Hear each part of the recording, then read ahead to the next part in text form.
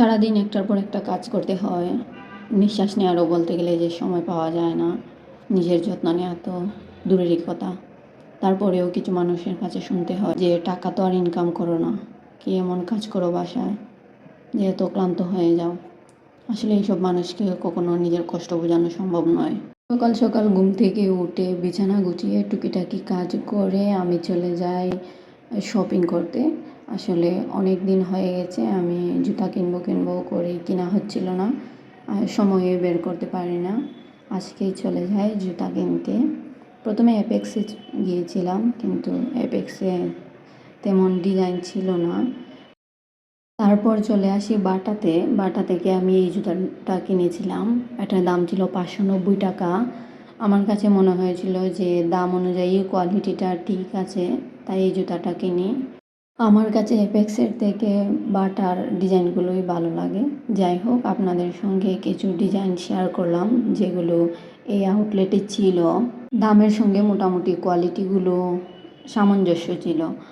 আমার কাছে সবচেয়ে বেশি ভালো লাগে এই স্যান্ডেল জোনটা। বাটার এই স্যান্ডেলগুলো আমার কাছে অনেক বেশি ভালো লাগে। এগুলো 150 টাকা প্লাস 250 টাকা করেও ছিল অনেক ধরনের স্যান্ডেল। আমি যদিও স্যান্ডেল কিনি নাই, অন্যদিন ইনশাল্লাহ কেনার চেষ্টা করব। এই তো আমার জুতা কেনার ডান। আমি এই দইটা কিনে নিয়ে আসি। এটা আমার নিজের হাতের বানানো নয়, আমাদের বাজারে সবচেয়ে জনপ্রিয় দোকান থেকে এই দইটা কিনে আনি। বরাবরই আমি দই খেতে অনেক বেশি পছন্দ করি।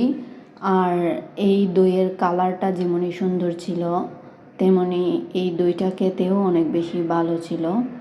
দই খেতে পছন্দ করেন কে কে কমেন্ট করে জানাতে পারেন। তারপরে এখানে ছিল উইন্স, যেটা আমার মেজো বোনের খুব বেশি প্রিয় খাবার।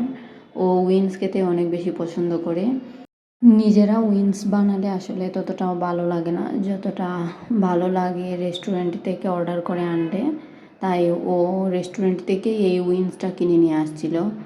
আর এখানে ছিল চিকেন মোগলাই, যেটা আমার মায়ের অনেক বেশি পছন্দের খাবার। আসলে মা চিকেন মোগলাই খেতে অনেক বেশি পছন্দ করেন। এর সঙ্গে যদি এই মাংসের ঝোলটা থাকে তাহলে অনেক বেশি ভালো লাগে।